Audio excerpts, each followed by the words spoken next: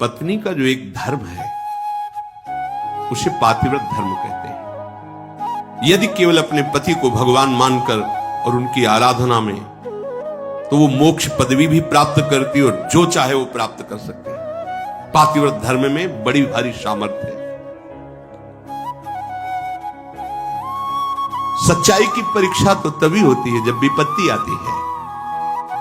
तुम धैर्यवान हो, तुम धर्मात्मा हो, तुम हमारे मित्र हो या तुम हमारे अर्धांगिनी हो, इसका परिचय तो तभी मिलता है जब विपत्ति हो।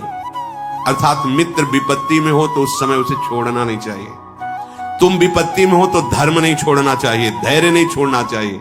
अगर पति विपत्ति में है, बहुत संपत्ति अपहरण हो गई, ऐसे पति का किसी भी तरह से मन न दुखावे कि अब आपके पास तो कुछ रह नहीं गया, हमारी आप कामनाओं को पूर्ण नहीं करे। तो धीरज धर्म मित्र अरुणारी, आपद काल परखे चारी। जो ऐसी स्थिति में अपने पति का सहयोग करती है। वनवास हुआ, सियाजू ने ना तो जनकपुर का सुख स्वीकार किया ना अवधपुर का। कहा जहां प्रभु श्री राम के चरण, वहीं मुझे करोड़ अयोध्या जैसा सुख मिलेगा। यदि कोई स्त्री, अनुसुईया जी उपदेश करें सियाजू को, अपने पति का किसी कारणवश अपमान, धन नहीं है, उतना विद्वान नहीं, उतना ज्ञान नहीं, और तुम्हारे ही कर्मवश तो तुम्हारा पति बना है, उसका अपमान, पातिव्रत धर्म की यहां चर्चा करें। क्योंकि सबसे बड़ी पतिव्रताओं में शिरोमणि है श्री अनुसुईया जी, जिन्होंने भगवान हरि, हर और ब्रह्मा को 6-6 महीने के बालक बना दिया अपने पातिव्रत धर्म से। वो कह रहे हैं कि पति का अपमान न करें, अपने भगवान के समान समझे। यहां पातिव्रत धर्म की चर्चा प्रपंच की नहीं, बात यहां बहुत अध्यात्म की चरम ऊंचाई की बात करें अनुसुईया जी। इसको लौकिक में घसीटोगे ना तो ये तर्क वितर्क के सब। अगर हमारा इष्ट धर्म जोर का है ना, तो सामने कुछ हो ही नहीं सकता। इसका प्रमाण हम तुम्हें देते हैं। जालंधर राक्षस और वृंदासती परम पवित्र चिदानंद भगवान को पति वरण करने के लिए तपस्या कर रही। देवर्षि नारद जी आए, तुम्हारा क्या उद्देश्य है? तो वृंदा ने कहा हमारा उद्देश्य है भगवान श्री हरि को पति रूप में प्राप्त करना। तो उनका पहले तुम्हारे पातिव्रत धर्म की परीक्षा होगी, तुम एक निष्ठ हो कि नहीं, तो आज्ञा कीजिए। उनका जालंधर को पति रूप में स्वीकार करके और पातिव्रत धर्म को आप प्रमाणित कीजिए, नारायण तुम्हें पति रूप में प्राप्त हो जाएंगे। कोई भी बड़े से बड़ा देवता जालंधर का बाल बांका भी नहीं कर पाया। क्यों? क्योंकि सती अपने सतीत्व में सब देवताओं ने विनय की कि वैसे आराधना तो आप ही को पति रूप में प्राप्त करने की थी। नाथ आप स्वीकार कीजिए, नहीं तो जालंधर का आतंक, राक्षस और पतिव्रता वृंदा, वही तुलसी जी के रूप में और शालिग्राम के रूप में श्री हरि। आज भी उनको ब्याह किया जाता है, पूजन किया जाता है, तुलसी जी चढ़ाई जाती। जब हम किसी को इष्ट मान लेते हैं तो उसमें दोष दृष्टि नहीं होती, और जब हमें प्यार होता है ना, तो उसका दोष भी गुण ही नजर आता है। और सच्ची बात है कि सबके हृदय में भगवान बैठे। यदि हमारी निष्ठा है तो तुम हिल नहीं सकते, हमारी निष्ठा के विपरीत नहीं चल सकते। जब भगवान नहीं चल पाते तो तुम तो इंसान हो। ये था माम प्रपद्यन्ते तास्ते, मेरे लाला बनकर घुटने के बल हमारे आंगन में चलो तो अनंत ब्रह्मांडों का पिता घुटनों के बल चल रहा नंद बाबा के आंगन में या महाराज दशरथ जी के आंगन में। मंगल भवन अमंगल हारी, द्रवहुषु दशरथ अजीर बिहारी। दशरथ जी के आंगन में विचरने वाले, कैसी लीला! अनंत ब्रह्मांडों का पिता बालक बन करके, जब वो बन सकता है तो तुम्हारे निष्ठा और पातिव्रत धर्म में वैसे ही चलेगा जैसे तुम विचार करोगे, क्योंकि तुम्हारा पातिव्रत धर्म पवित्र। हमारा क्या होता है कि हम दूसरों के तो दोष फटाक से बोल देंगे। बैक में आप दृष्टि घुमाओ अपने ऊपर, तब लगेगा वो तो कम है। अगर हमारी बात खुल जाए, बहुत ही हम गलत हैं। संत सदैव सत्य स्वभाव वाले साधक उपासक बाहर नहीं देखते, अपने अंदर देखते हैं। अपने दोषों को मिटा दो तो बाहर केवल भगवान या दूसरा कोई है ही नहीं। श्री अनुसुईया जी बड़ा सुंदर गृहस्थी में स्त्री शरीर पुरुष शरीर धारण की, इनको भगवत प्राप्ति का सहज उपाय बताया और यह ऐसी सामर्थ्य। ऐसे लिए स्त्री के लिए एक सुदृढ़ भगवत प्राप्ति का मार्ग है, जो घर परिवार में रह रही अपने पति में भगवान की भावना करना। मेरे पति ही मेरे भगवान हैं, ऐसी भावना से आठों पहर उनकी आज्ञा में रहना। जैसे कोई प्रश्न कर सकता है कि अगर पति ही दुराचारी हो तो शास्त्रों में वर्णन किया गया है कि आप अपने भाव रखिए और फिर विधान जैसा होगा अपने आप दूरी बना दे, क्योंकि आप और आपके पति के बीच में भगवान का भाव है ना, वो संभाल लेंगे, वो आपको बचा लेंगे, वो आपको दूर कर देंगे। ऐसा भी हो सकता है। अलग अलग मायाकृत रूप है और आंतरिक भाव में जाएंगे जब विचार पे, तो आपके ही कर्म का फल भुगताने के लिए ऐसा स्वभाव वाला पति दिया गया है। ऐसी भावना तो हमारे ही कर्म निश्चित, अपने कर्म के प्रभाव से ही पति का वरण होता है। जैसे हमारे कर्म गायत्री के अनुष्ठान के द्वारा गायत्री जी को प्रसन्न करके जो कन्या प्रकट की थी उनका नाम सावित्री जी हुआ था। बहुत ही तेजस्विनी राजकुमारी थी। जब वर वरण की बात आई तो उनके पिता ने आदेश किया कि तुम स्वयं घूमो मृत्युलोक में और जो तुम्हें वर पसंद आएगा उसके साथ ब्याह कर दे, इतना प्यार कर दे। और वो गायत्री जी की कृपा से प्रकट हुई थी, इसलिए उनका नाम सावित्री। बड़ी तेजोमयी कांत थी, अद्भुत ज्ञान, मंत्री और विशाल सेना साथ राजकुमारी थी। वर वरण के लिए स्वयं तुम देखो, बहुत राजकुमारों को देखा, मन में ही नहीं आया।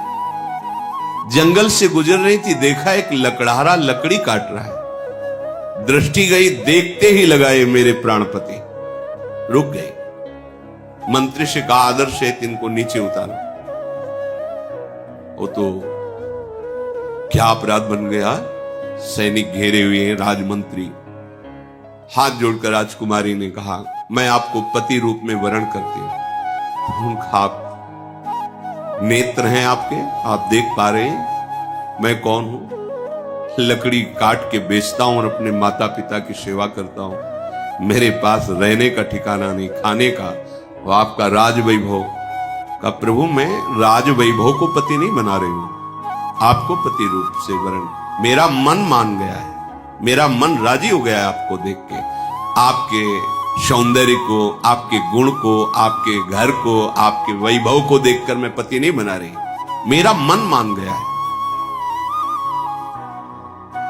आपके माता पिता कहाँ हैं? बोले जंगल में एक झोपड़ी में विराजमान। ठीक है, मंत्री से कहा ये स्वीकृत है, पूरी जानकारी ली, वापस लौट। जब वापस गए तो वहां बैठे हुए थे देवर्षि नारद जी। आओ बेटी। राजा ने कहा वर वरण किया? हां। मंत्री ने पूरी बात बताई। देवर्षि नारद जी ने कहा नहीं नहीं नहीं, गलत हो गया। तो बोले आप यही देख के तो कह रहे होंगे ना कि घर नहीं है, संपत्ति नहीं है, तुम राजकुमारी हो, कैसे निर्वाह होगा? ये सब मैं जान रही हूं, नहीं है उनके पास। बोले नहीं, एक बात और है, वो ज्यादा दिन जीवित नहीं रहेंगे। 1 वर्ष में उनकी मृत्यु का योग है, वो मर जाएंगे। बहुत है, ये देखो, निष्ठा देखो, बहुत है 1 वर्ष। अगर मैं एक दिन भी उनके नाम का सुहाग भरने को पा गई तो आज जीवन निर्वाह कर जाऊंगी उनके लिए। कैसा हमारा देश यति और सतियों का देश है। जैसे एक सन्यासी सर्वत्यागी, ऐसे साफ सुख की भावना केवल अपने पति में निहित करके भगवान को रिझा लिया। ये वो पातिव्रत धर्म है। अब सब भगत ही थोड़ी होते हैं, सब धर्म से ही थोड़ी चलते हैं। नारद जी बहुत प्रसन्न हुए। उन्होंने कहा एक बार जिसका वर्ण कर लिया बस। जैसे मां भगवती पार्वती जिन सप्त ऋषियों को जवाब दिया था, कोटि जन्म लग रगर हमारी, बरऊ शंभु न तरहो कुमारी। तुम एक बार की बात कहते हो, करोड़ों बार जन्म लूंगी और तपस्या करूंगी, वो वर के रूप में वरण करूंगी तो महादेव को ही वरण करूंगी। माना महादेव अवगुण भवन, विष्णु सकल गुण खाट, जेहि कर मन जेहि सम रमे, ते ही संत। मान गए आपकी बात पर, मेरा मन रम गया है शिव में, करोड़ बार जन्म लूंगी लेकिन महादेव को ही वरण करूं। ये सावित्री जी का ब्याह हुआ, पिता ने अपार वैभव, वही अकेले थे, बिल्कुल एक भी सुख नहीं लिया। नहीं, मेरे पतिदेव के ही सुख में सुखी रहूंगी, आपका कुछ भी दहेज, कोई भी एक वस्तु स्वीकार नहीं करूंगी। बहुत सत्यवान जी प्रसन्न हुए, उनका नाम सत्यवान, और कहा प्रिय, पता नहीं किस पुण्य और सौभाग्य से तुम्हारी जैसी हमें पत्नी मिली। वैसे मैं भी एक राजकुमार हूं, मेरे राज्य का अपहरण कर लिया गया वैरी राजाओं ने। मेरे माता पिता वयोवृद्ध थे, उनको लेकर मैं जंगल भाग आया हूं और वास करूंगा। पर मैं तुम्हें कैसे, उनको ये पता नहीं कि मैं 1 वर्ष की आयु, लेकिन सावित्री जी को पता है, मैं तुम्हें कैसे सुख प्रदान कर सकता। बोले भगवान, बस आपकी चरण सेवा करके आपको सुखी देखकर मैं परम सुखी रहूंगी। सुबह वो लकड़ी काटने के लिए चले, वो साथ चले, उनका नहीं, हमारे माता पिता की सेवा में रहो, जो आज्ञा। और वो जिस दिन से ब्याह हुआ था उस दिन से तिथि गिनना प्रारंभ कर दी। धीरे धीरे जब कुछ महीने व्यतीत हुए, उन्होंने अन्न छोड़ दिया। सत्यवान ने पूछा क्यों? बोले हमारी कुछ मन में ऐसी कामना है कि मैं नियम पूर्वक रहूं। कुछ समय व्यतीत हुआ, जल छोड़ दिया, वायु पी करके केवल मंत्र जाप करते हुए कि पति का शरीर छूटा मैं अपना शरीर रखूंगी नहीं, छोड़ दूंगी। और जब वो तिथि आई, उनका आज भगवान मेरी इच्छा है कि आपके साथ में वन में चलूं। नहीं माता, आज तक आज्ञा मानिए, केवल एक दिन, आज केवल, फिर जैसी आपकी आज्ञा होगी, पर आज आपकी आज्ञा उल्लंघन करूंगी और आपके साथ चलूं। उनको पता था आज आखिरी दिन है, सत्यवान को पता नहीं। गए, चलो, तुमने पहली इच्छा प्रकट की है, अभी तक कोई इच्छा ही नहीं प्रकट की थी, और वो भी इच्छा अपने पति के अंतिम दर्शन और वही प्राण त्यागना, निश्चय इनका यही था। लकड़ी काटने लगे, बोले सावित्री ऐसा लग रहा है मेरा सर फट रहा है। बोले भगवान नीचे आ जाइए, समझ गए, आप लेटिए। सर को अपनी गोद पे रखा,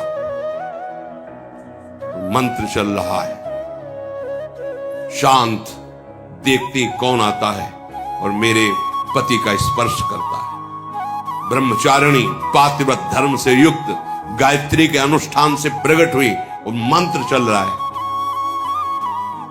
यमदूतों की तो सामर्थ्य नहीं, साक्षात धर्मराज है, यमराज रूप में नहीं, धर्मराज के रूप में। उनके 2 रूप हैं, पापियों के लिए भयानक यम रूप, जो यमदूत पहुंचते हैं, महान दंड देते हैं, लेकिन जो धर्मात्मा पुरुष होते हैं, जिनसे पाप और धर्म दोनों, फिर वो उनके लिए थोड़ी सुविधा होती है। और जो धर्मात्मा पुरुष होते हैं वहां साक्षात धर्मराज पहुंचते हैं, लेकिन जहां भक्त होते हैं वहां भगवत पार्षद पहुंचते हैं, ऐसे नहीं। और यहां तो भगवत पार्षदों का भी प्रवेश नहीं। श्री जी की सखियां जो अत्यंत करुणामयी, देखा सामने धर्मराज, मंत्र का प्रभाव, मूर्तिमान धर्मराज सामने। उनका बेटी, तुम्हें धैर्य धारण करना होगा, वो मूर्छित हो गए सत्यवान। उनके आते ही प्रक्रिया है प्राण घसीटने की, मूर्छा गए। तो उनका भगवान, ये मेरे पति हैं, आप प्राण ले लो और देह की रक्षा करो, ऐसा कैसे हो सकता है? ये हमारे प्राण हैं। तो उनका समय तो पूरा हो गया, मैं तुम्हारे पति को सूक्ष्म शरीर में, यातना देह में लेकर अब जा रहा हूं। बोले आप अपना काम कीजिए और मैं अपने धर्म का निर्वाह करूंगा। खींचा सूक्ष्म प्राणों को, बंधन से बांधा यमपाश से, चल पड़े। सावित्री जी मंत्र बल से पीछे चल पड़ी। कंकन किंकिनी की झनकार तो पीछे मुड़ के, उनका बेटी असंभव है, मृत्यु होने के बाद जीव को अपने कर्मों का फल भोगना ही पड़ता है, वो किसी का साथ निर्वाह नहीं कर सकता। तुम वापस चली जाओ। उनका आप अपने कर्तव्य का पालन करें, हम अपने कर्तव्य का पालन करें। आगे बढ़े, पीछे का तुम्हारे पति प्रेम को देख करके हमारे हृदय में उत्साह हो रहा है। तुम वरदान मांगो, केवल सत्यवान के प्राणों को छोड़कर, इस जीवात्मा को छोड़कर तुम कोई भी वरदान मांगो। उनका सुना है हमारे सास ससुर राजा थे, उनका राज्य वैभव उनको पुनः प्राप्त हो जाए, उनके